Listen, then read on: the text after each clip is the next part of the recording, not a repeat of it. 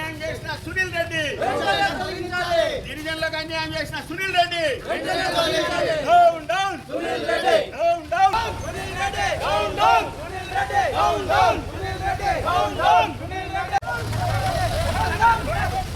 Down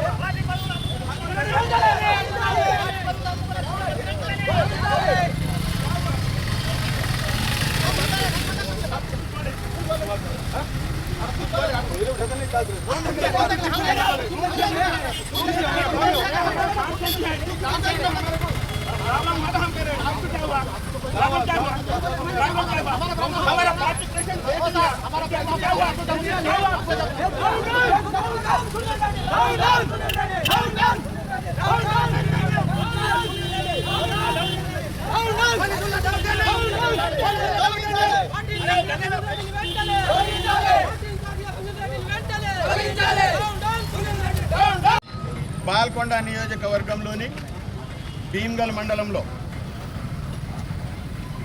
party అధ్యక్ష పదవికి party నిర్ణయం మేరకు బాల్కొండ నియోజకవర్గంలోని 8 మండల కేంద్రాలకు సంబంధించి ఒకటి ఎస్టీ కేటగిరీకి ఇవ్వాలి, రెండోది ఎస్సీ కేటగిరీకి ఇవ్వాలి, 4 బీసీ కేటగిరీకి ఇవ్వాలి, 2 ఓసీ కేటగిరీకి ఇవ్వాలి వాస్తవంగా.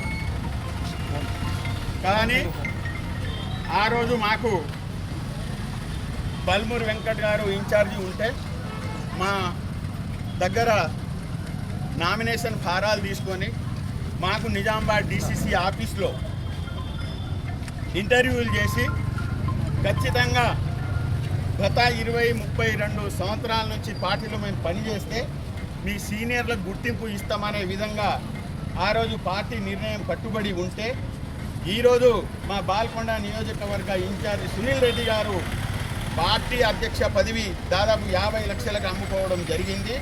ఇది ప్రజలు చెప్తున్న మాట.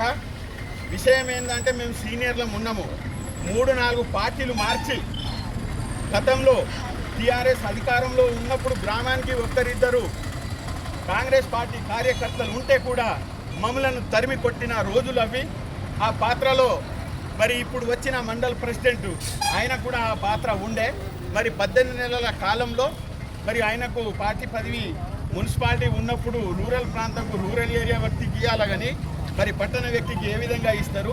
ఈ విషయం మేము సునీల్ రెడ్డి గారికి చెప్తే మేము అప్లై చేసుకున్న 8 మందిలో మమ్మల్ని కాదు అనుకుంటే వేరే వారికి పట్టణం వైపు ఉన్న వ్యక్తికి ఇవ్వద్దు అని మేము సీనియర్లమంతా కూడా ఆ రోజు చెప్పడం జరిగింది.